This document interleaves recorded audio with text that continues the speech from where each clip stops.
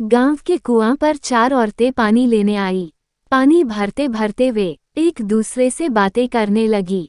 चारों के एक एक पुत्र थे। बातों बातों में उन्होंने अपने पुत्रों के कार्यों का बखान करना प्रारंभ कर दिया। पहली औरत बोली, मेरा पुत्र बहुत सुरीली बांसुरी बजाता है। जो भी उसकी बांसुरी सुनता है मंत्रमुग्ध हो जाता है। मैं ऐसा गुणवान पुत्र पाकर बहुत प्रसन्न हूँ।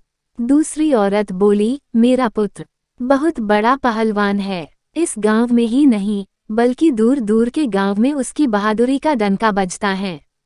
ऐसा गुणवान पुत्र भगवान सबको दे। तीसरी औरत कहाँ पीछे रहती, वह बोली, मेरा पुत्र कुशाग्र बुद्धि है।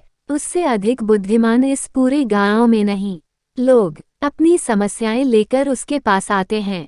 मैं ऐसा पुत्र पाकर धन्य हो गई। चौथी औरत ने सबकी बातें सुनी लेकिन कहा कुछ भी नहीं। इस पर वे औरतें उससे कहने लगी, बहन तुम भी तो कुछ कहो ना। तुम्हारे पुत्र में क्या गुण है? कोई ना कोई गुण तो उसमें अवश्य होगा। वो औरत बोली, क्या कहूँ बहनों, मेरे पुत्र में तुम्हारे पुत्रों की तरह कोई गुण नहीं है। उसकी बात सुनकर तीनों औरतों ने गर्व से अपना सिर उठा लिया। कुछ देर में सबने पानी भर लिया और वापस जाने के लिए अपना अपना घड़ा उठाने लगी। उसी समय पहली औरत का पुत्र हाथ में बांसुरी लिए वहां से गुजरा। उसने देखा कि उसकी माँ पानी से भरा घड़ा नहीं उठा पा रही है, किंतु वह यह अनदेखा कर बांसुरी बजाते हुए वहां से चला गया। दूसरी औरत का पहलवान पुत्र कुछ ही दूरी पर घूम रहा था।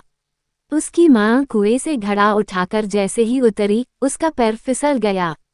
किसी प्रकार वह संभल गई, किंतु पहलवान पुत्र अपनी माँ को नजर उठाकर देखने के बाद भी उसके पास नहीं आया और अपनी कसरत में लगा रहा। तीसरी औरत का पुत्र भी वहां से किताब पढ़ते हुए निकला।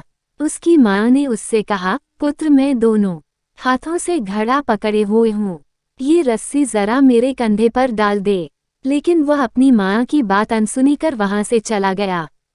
तभी चौथी औरत का पुत्र वहां आया। अपनी माँ के सिर पर घड़ा देख वो उसके पास गया और उसके सिर से घड़ा उतारकर अपने सिर पर रखकर चलने लगा। कुएं के पास बैठी एक बुढ़िया ये सब देख सुन रही थी। वह बोल पड़ी, मुझे तो यहाँ बस एक ही गुणवान पुत्र नजर आ रहा है, वही जो अपने सिर पर घड़ा लिए जा रहा है। माता पिता की सेवा करने वाले पुत्र से गुणवान पुत्र भला कौन हो सकता है। दोस्तों,